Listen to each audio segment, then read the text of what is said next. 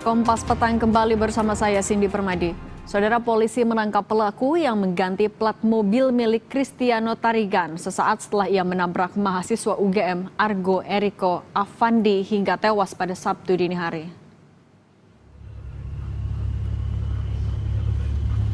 Visual perbedaan plat milik mobil Cristiano Tarigan ini terlihat dari beberapa video amatir yang terekam warga sesaat setelah peristiwa tabrakan terjadi. Saat dievakuasi, mobil milik Cristiano Tarigan ini terekam menggunakan plat bernomor polisi F1206. Plat mobil ini berbeda dengan mobil Cristiano Tarigan saat proses olah TKP di Polsek Ngalik Sleman. Mobil milik Cristiano Tarigan berganti menjadi B1442NAC. Kendati pelaku pengganti plat mobil ini sudah ditangkap, namun polisi belum mengungkap identitas pelaku.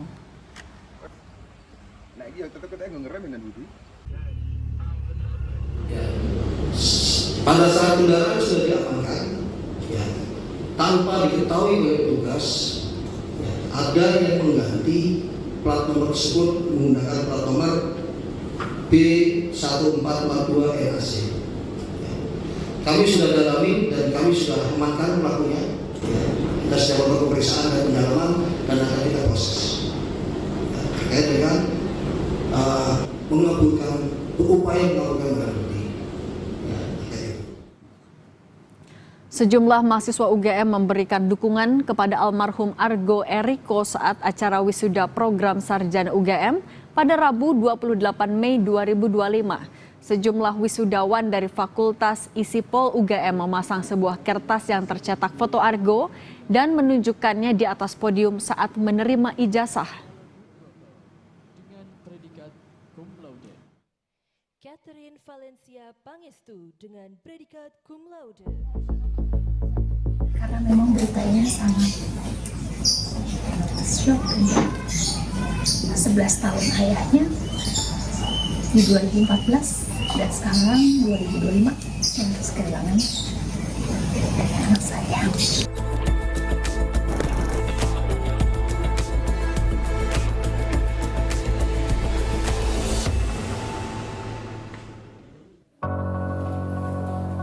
Tak cukup kata untuk menggambarkan kesedihan seorang ibu yang ditinggal anaknya untuk selamanya.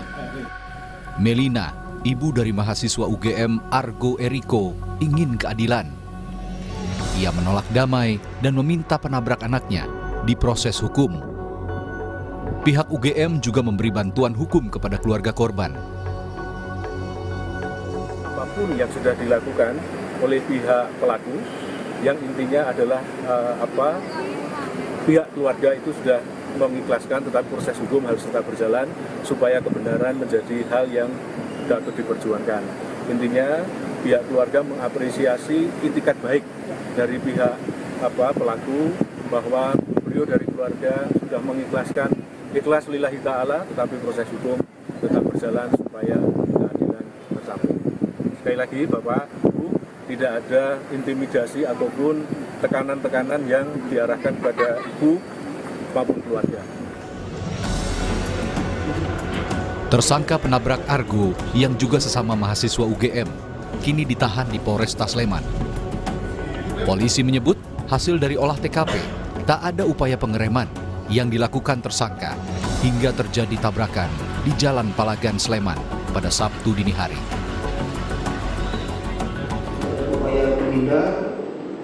Kemudian pengereman.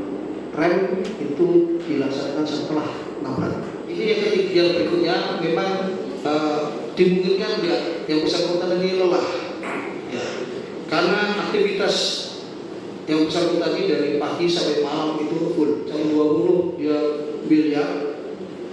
Setelah itu bermain di tempat kos temennya. Jam 00.40-an dia baru keluar,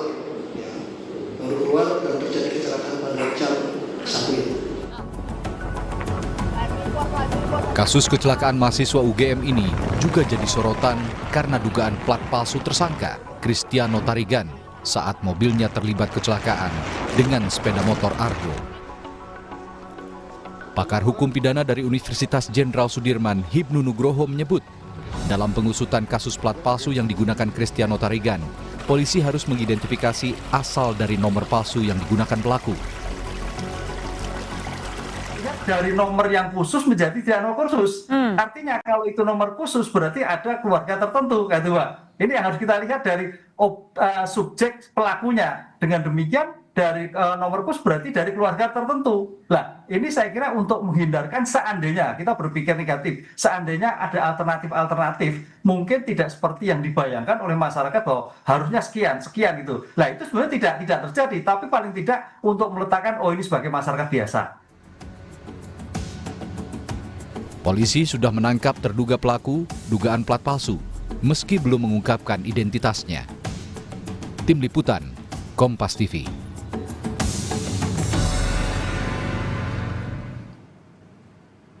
Usai polisi nyatakan penyebab Cristiano Tarigan menabrak Argo Eriko hingga tewas karena kurang fokus akibat kelelahan, kini muncul fakta baru soal upaya mengganti plat nomor kendaraan pelaku.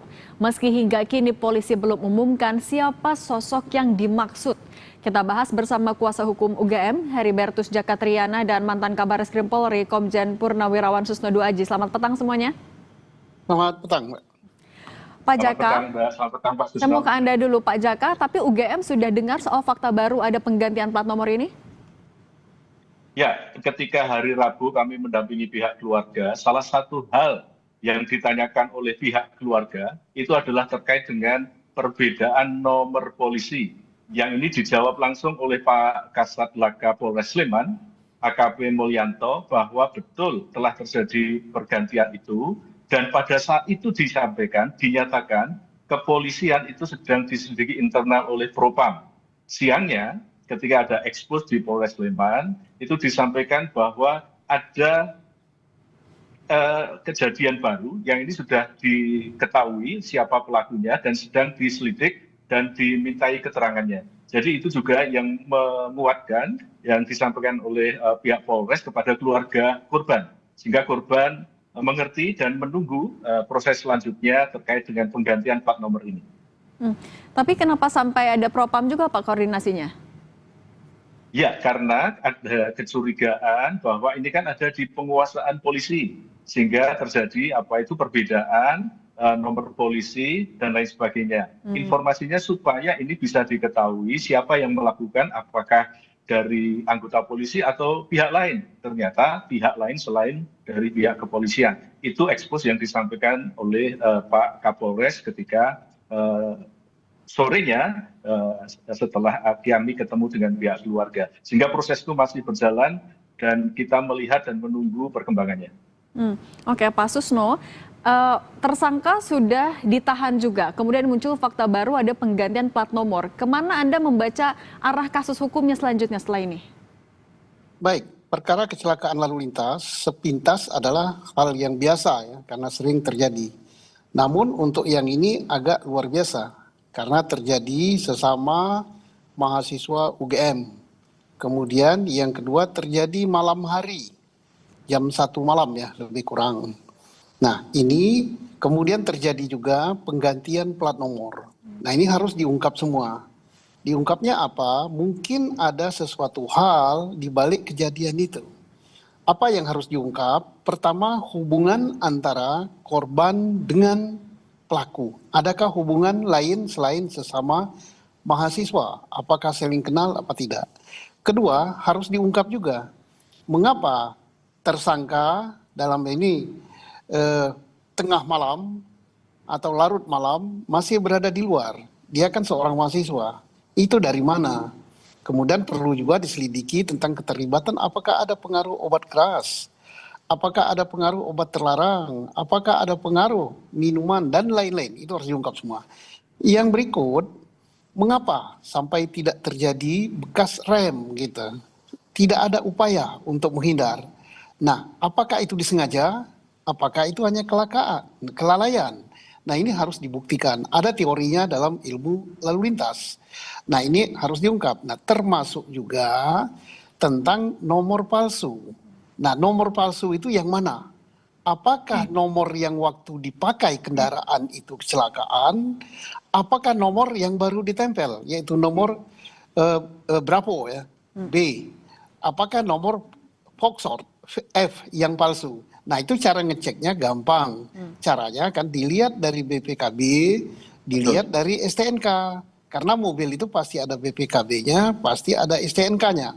Kecuali kalau mobil itu memang bodong, tidak punya identitas sama sekali. Nah kemudian harus diungkap setelah ini adanya nomor palsu ini, yang memasang itu siapa? Apa hubungannya dengan tersangka?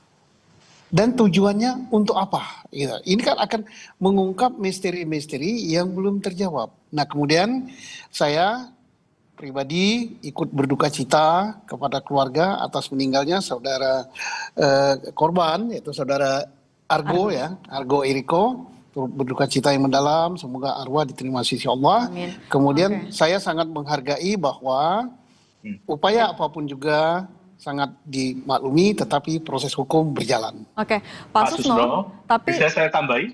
Oke, boleh, silakan Pak. Begini Pak Susno, betul apa yang disampaikan Pak Susno, betul apa yang menjadi concern kita ketika kami mendampingi di hari terakhir, itu ada satu hal yang menjadi hak korban, keluarga korban sebagai ahli waris, yaitu terkait dengan klaim jasa raharja. Ya, nah klaim jasa raharja itu bisa diklaim dan diberikan hak kepada korban ahli waris ketika alat yang dipakai, kendaraan yang dipakai itu sama-sama satu asli. Mohon maaf Pak Susno, nanti tolong saya dibenarkan. Nomornya sama, dalam artian ada nomor polisi, STNK, BPKB, mobil dan juga motornya itu sama. Sehingga pihak jasa raharja kemarin itu langsung mengeksekusi melaksanakan pemenuhan hak-hak dari almarhum, sehingga yang kami rasakan kemarin yang dipakai adalah yang B sekian, sehingga hak-hak korban itu terpenuhi. Perkara pada saat kejadian itu nomornya F, nah ini kami percayakan penyelidikan dan juga pengungkapan ini menjadi wewenang kepolisian untuk meng-cross check hal ini. Oke, Pak Susno, saya juga mau tanya nih, menyambung. Kalau ada perubahan plat nomor di mobil yang menjadi alat bukti kecelakaan, biasanya perubahan plat nomor itu dilakukan oleh pihak yang terkait dengan pelaku, atau justru bisa jadi ada pihak-pihak lain juga yang harus diperiksa? Nah itu pasti terkait dengan pelaku ya. Pelaku dalam hal ini adalah pengendara pada waktu saat kecelakaan. Atau ada orang lain yang memang berkepentingan dengan perkara ini. Jadi buat apa dia mengganti itu kalau plat nomornya pada waktu kejadian adalah asli. Atau sebelum peristiwa kecelakaan ada peristiwa lain yang terjadi gitu. Tapi bukan kecelakaan ya. Ada peristiwa pidana lain yang terjadi. Nah inilah yang harus diungkap oleh Polres Sleman. Tentunya polisi lalu lintas menyelidiki masalah murni kecelakaan ANSE-nya. Di balik kecelakaan apakah ada peristiwa pidana lain seperti minuman keras, kemudian narkoba, atau ada kesengajaan untuk menabrak. Nah ini yang harus diungkap oleh reserse. Ini. Nah, kemudian satu lagi tadi sangat menarik informasi Pak Jaka. Jadi syukur ya kalau asuransinya sudah keluar, dan saya harap pihak asuransi harus memikirkan korban gitu. Korban sudah terjadi tentang adanya perubahan nomor dan sebagainya, jangan membatalkan masalah asuransi itu. Itu harus dibebankan kalau terjadi sesuatu kesalahan, bebankan pada pengemudi, jangan menghilangkan hak-hak dari korban. Oke, Pak Jaka. Yang sudah kita lakukan dan kita bantu. Oke, Pak Jaka juga ketika terakhir bertemu dengan keluarga atau kuasa hukum dari pelaku, sudah menanyakan langsung juga soal pergantian nomor plat ini artinya ya? Kami sudah bertanya kepada pihak Polres, dalam ini Pak Kasat Laka, dan dijawab dalam proses penyelidikan dan pengungkapan fakta. Sehingga apapun yang sudah disampaikan dan ditindaklanjuti dengan ekspos dan juga pemeriksaan saksi yang sudah diperoleh, itu kami tunggu untuk proses selanjutnya. Kami sangat menghormati proses-proses pengungkapan ini. Tapi artinya kalau ke pelaku atau pihak dari pelaku belum ada pernyataan itu, Pak? Belum. Oke. Kalau untuk status kemahasiswaan dari pelaku saat ini bagaimana, Pak? Itu untuk sementara kemarin dari pihak Fakultas Ekonomika dan Bisnis itu menonaktifkan sementara status kemahasiswaan pelaku dengan maksud supaya pelaku bisa berkonsentrasi untuk menghadapi permasalahan hukumnya supaya juga fair, objektif dan juga berjalan sesuai dengan koridor hukum yang berlaku. Oke, Pak Susno, polisi sudah memeriksa 3 orang pelaku yang diduga mengganti plat nomor itu, tapi statusnya masih saksi. Apakah sebenarnya ketiganya bisa jadi tersangka? Apa yang masih membuat polisi belum ada yang dijadikan tersangka dalam kasus ini? Apa sih kendalanya sebenarnya? Saya kira tidak perlu berlama-lama ya, dan tidak perlu dirahasiakan gitu namanya. Kenapa? Karena itu penyelidikan dengan terbuka kepada publik ya, apalagi ini masih dalam tahap kecelakaan lalu lintas, menyebabkan polisi akan mendapat masukan banyak dari pihak luar gitu. Siapa tahu ada hal-hal yang tidak diketahui oleh lalu lintas Polres Sleman dengan dibuka kepada publik siapa yang memasang plat nomor palsu atau yang diduga palsu atau yang mengganti plat nomor itu. Nanti kan sekarang zamannya zaman medsos, zamannya IT, gampang sekali informasi itu tersebar ke seluruh Indonesia bahkan dunia. Nanti masukan akan sudah sampai ke Polri. Oh, orang itu backgroundnya ini. Oh, itu dia adalah pelaku ini. Oh, dia ini. Ini akan semakin terungkap gitu. Tidak perlu ditutup-tutupi. Oke, Pak Jaka, kalau dari pihak keluarga korban, apa tuntutannya kepada polisi agar kasus ini juga bisa segera dibuka secara terang-terangnya? Jelas tuntutannya adalah perkara ini harus dibuka seobjektif mungkin, seproporsional mungkin supaya keadilan, kemanfaatan dan juga kejelasan faktual atas sebab dan akibat itu menjadi sesuatu yang sangat objektif sehingga keadilan itu betul-betul dirasakan oleh baik korban, keluarganya dan juga kepada pelaku. Kalau bentuk dukungan dari UGM untuk keluarga pihak korban apa saja, Pak? Satu, kami memfasilitasi memberikan pendampingan hukum dari Pusat Konsultasi dan Bantuan Hukum. Kami sudah menyerahkan kepada advokat mitra kami, 3 orang sudah membantu pendampingan. Bahkan sampai hari ini kami terus melakukan hal-hal yang sifatnya itu adalah teknis. Misalnya kami sekarang, barusan saya pulang, tadi ketika dikontak Kompas TV, kami mengemasi barang-barang korban di tempat kos yang akan kami kirimkan ke rumah Ibunda di Depok, Jawa Barat, dan kami terus akan berkoordinasi untuk memberikan hal-hal pendampingan hukum terbaik kepada ibu korban dan juga keluarganya. Fakultas Hukum berkomitmen untuk membantu ini sampai selesai proses hukum yang bersangkutan. Tapi kalau dari keluarga korban apakah menyampaikan juga ke UGM? Sebenarnya apa pandangan keluarga terhadap proses hukum yang saat ini berjalan? Pandangannya adalah kemarin ketika kami bertemu ada banyak hal yang ingin diklarifikasi dan dikonfirmasi. Dan itu sudah dilakukan. Keluarga pada intinya mengerti, memahami dan sangat menghormati proses hukum yang berjalan. Dan dengan harapan semoga kasus ini bisa terungkap secara objektif, fair, dan juga sesuai dengan keadilan untuk korban dan keluarganya. Kalau dari pihak keluarga dengan pihak pelaku sudah ada komunikasi juga secara langsung, Pak? Secara langsung kemarin ketika akan kembali keluar dari PKBH, pihak keluarga ingin bersilaturahmi dan memohon maaf. Meminta maaf terkait dengan kejadian ini sebagai sebuah itikat baik yang sangat diapresiasi oleh pihak keluarga korban. Namun demikian, ibunda korban kita bisa memahami situasi psikologisnya belum stabil, belum mampu, sehingga harus kita hormati dan kita jadikan ini sebagai sebuah momentum untuk cooling down terlebih dahulu. Semoga kelak di suatu saat permohonan maaf ketemu ini akan menjadi hal yang niscaya bisa dilakukan dari sisi kemanusiaan dari kejadian ini tanpa memindahkan mengesampingkan proses hukum yang sedang berjalan.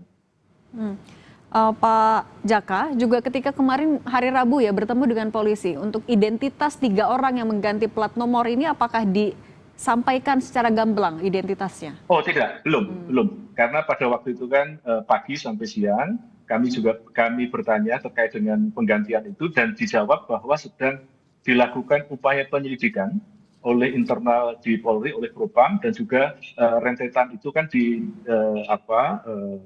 lihat dan dinilai sehingga pada waktu itu baru siangnya ketika kami selesai mendampingi, ada rilis dari Polres Sleman. Jadi proses ini sedang berlangsung, kita tunggu dan kita sangat menghormati proses pengungkapan ini. Oke, Pak Susno, dengan adanya fakta baru ini penggantian plat nomor, apakah ini akan menjadi kasus baru atau bisa menjadi pemberat juga untuk pelaku? Pertama harus diungkap kaitannya dengan pelaku ya, sehingga diganti plat nomor itu. Nah kemudian kalau memang itu sepengetahuan pelaku dan maunya pelaku, itu akan memberatkan hal-hal yang memberatkan. Kemudian tidak ada upaya ngerem dan sebagainya. Kemudian sudah saatnya juga pihak penyidik supaya tidak menimbulkan tanda tanya pada publik, jelaskan plat nomor yang sebenarnya itu yang mana. Yang sesuai dengan STNK dan PPKB, apakah plat nomor Bravo atau plat nomor Voxor. Itu harus diumumkan, itu kan tidak perlu dirahasiakan. Oke. Ya, satu. Yang kedua, termasuk juga kalau memang dua-duanya tidak benar gitu kan. Yang pasti tidak mungkin dua-duanya benar. Bisa satu benar, bisa satu salah, bisa dua-duanya tidak benar. Itu harus diungkap. Dan kasus ini apapun, tadi kan ada upaya dari pihak tersangka untuk misalnya minta maaf dan sebagainya. Ya tidak masalah, tetapi jangan meniadakan proses hukum. Karena ini jelas, ini pidana ya, pidana itu tidak ada kata maaf gitu. Oke, tetap harus dilanjutkan secara objektif. Terima kasih Pak Susno dan juga Pak Jaka sudah berbagi di Kompas Petang. Sehat selalu semuanya.